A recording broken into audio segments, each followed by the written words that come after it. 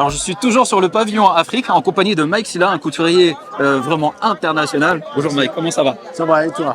Ben, ça va très bien, hein. Donc là, au cœur du festival, sur le village international. Ouais. Alors c'est pas la première fois que tu viens ici. C'est aussi une façon de continuité et surtout de créer aussi cette dynamique que l'Afrique a toujours voulu mettre en place ici dans le Festival de Cannes. Là, ça commence un peu à se positionner.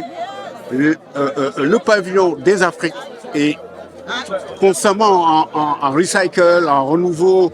Et c'est aussi cette belle ouverture qu'on cherche, c'est de montrer l'Afrique sous toutes les formes.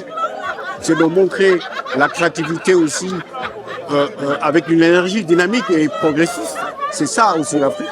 C'est une façon de montrer aussi face au monde que le cinéma africain, plus que jamais, est avant-gardiste et reste aussi à la fois utile pour créer des messages et créer aussi cette belle ouverture qu'on cherche. Alors pour toi aujourd'hui, en fait, l'association stylisme, couture et cinéma, pour toi, ça a quelle importance?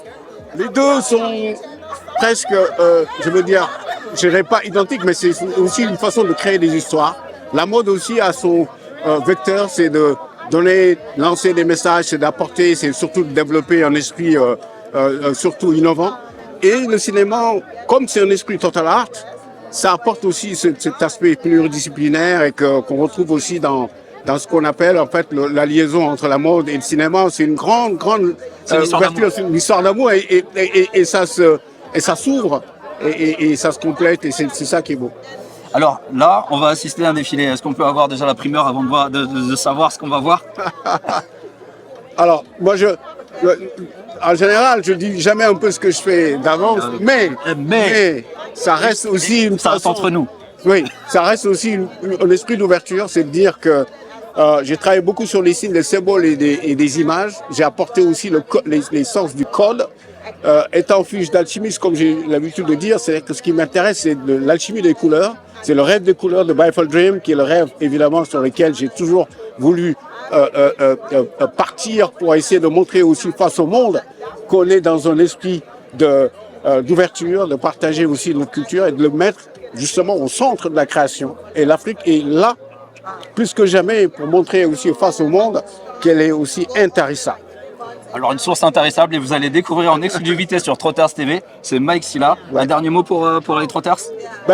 Bravo à Karine Barclay qui a monté donc ce grand pavillon qui commence à prendre de l'ampleur.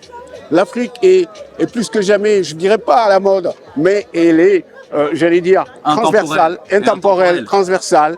Et c'est de là justement où nous on se positionne et on va apporter ce que vraiment les autres ne savent pas. C'est que l'Afrique est aussi le continent qui va montrer face au monde qu'elle a aussi la dynamique du savoir-faire, comme elle a toujours fait. On est les Afro-Sapiens et on le reste. Et on le restera. Ouais. Alors c'était Mike Sylla, l'alchimiste.